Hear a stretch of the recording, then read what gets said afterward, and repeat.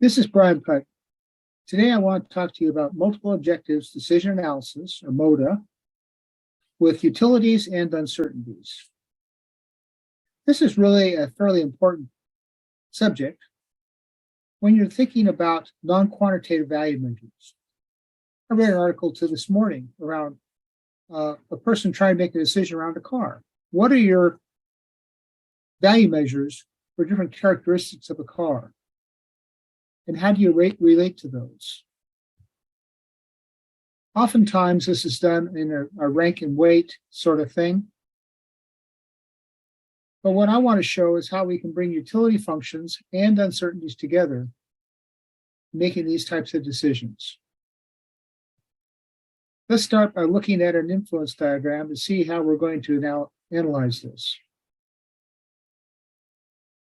Here's the influence diagram that represents the model that we're going to be looking at. It starts with the criteria descriptions. What are those value measures that are important to us? If I'm talking about a car, was it the color, whether it's a sedan or a SUV? Is it the interior? Is it the power? Is it miles per gallon? Those kinds of things. And these things can't be quantified together into a single MPV as an example. And then we're going to calculate utility functions for each of those criteria. And of course, we need to have the uncertainties of these things. And then there are options. In other words, so a Ford, a Chevrolet, a Lexus, a Mercedes. And there's these properties to evaluate. And so then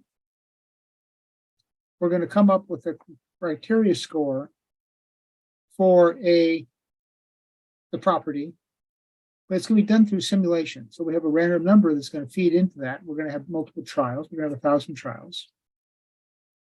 And we'll convert that to a utility score using the utility functions. We'll get the total utility for a single simulation by applying the weights. And then we get the results for the entire simulation, and we can look at the graphics. Now, these utility functions can take on different shapes.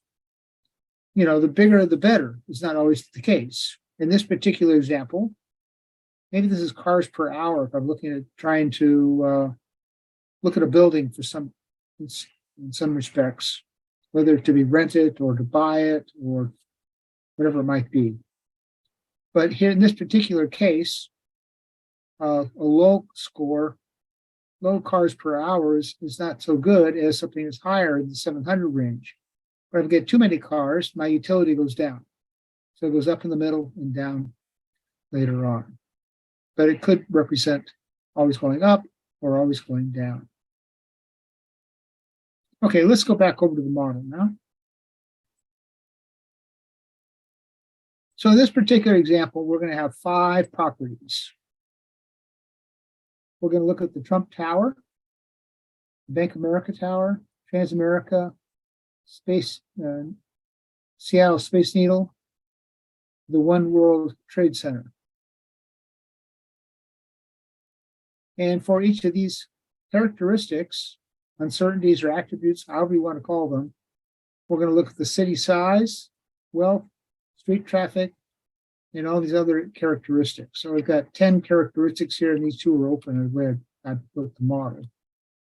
And these are characterized by triangular distributions. So this first one, it goes from 50 to 105 for the One World Trade Center. And if I change this property to a different one, let's say I put in a 5 here, or a 1, excuse me, you can see these numbers change. Now I have the Trump Tower. It should be the first one over here, Trump Tower, okay? So now I know the range of these characteristics, and now I need to know the utilities. So we're going to define a utility function between 0 and 10.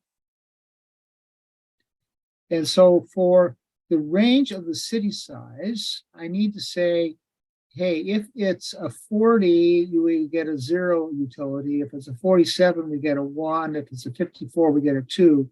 And we will interpolate between these. So it's stepwise linear, if you will.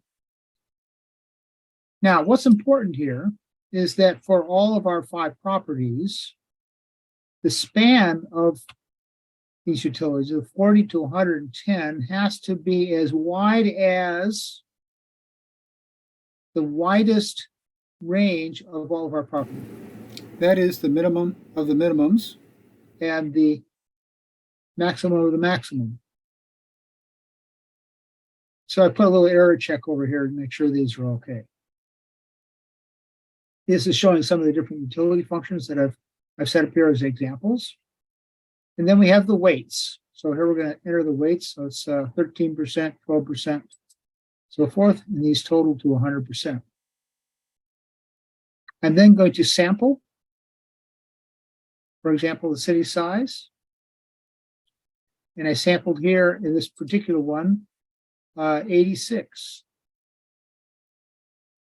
So we sampled 86. Then the question is, where does 86 fall as far as utility?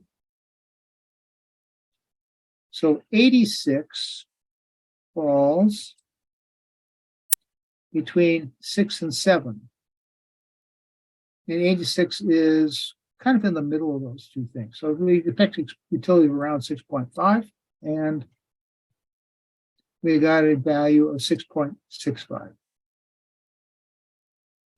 We can then calculate the total utility, in this case 4.32, by doing the sum product command with these weights. This is one deterministic trial. If I wanted to look at a different trial, I can do that. That's 3.24, 3.28, 3.54. Okay? And that's because we had uncertainties here in these values sampled. We then come down to the probabilistic results for Trump Tower, is in this example, with a total value, EV value of 3.643. And here I've shown the 10, 50, and 90 percentiles of that distribution for each one of these. Down here, I've shown the full distributions for each of our 5 properties that we've evaluated. And we can see that the Space Needle, with an expected value of 4.4, has the highest utility, and that's the red curve. The Trump Tower is blue, which is kind of right in the middle, and the yellow curve here, the Bank of America building, is next best after the Seattle, but substantially less. We can run all 5 of these using a strategy table where we simply change the alternative. We change it from 1, 2, 3, 4, and 5. This is available in SIPmath, but it could also be done using at-risk or crystal ball and some sort of VB macro. So I hope you find this helpful. And contact me if you want some additional information or you want the model. Thank you. If you're interested in learning more about probability management, you can go to their website at probabilitymanagement.org. You can read a couple of different books, The Flaw of Averages or Chancification by Sam Savage. Both are quite readable. You can review the many videos on my YouTube channel. They cover a wide range of topics. And you can also reach me at brian@theputz.com. Thank you for watching.